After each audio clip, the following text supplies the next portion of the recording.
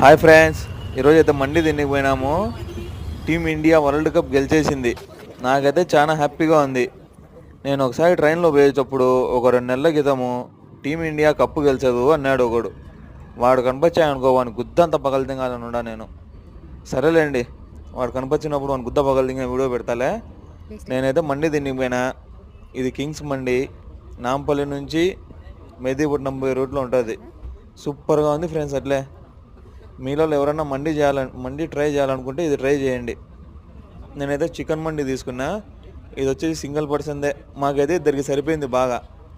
ఆ టొమాటో చట్నీ, ఆ మైనసు, ఆ చికెన్ సూపు సూపర్గా ఉంది.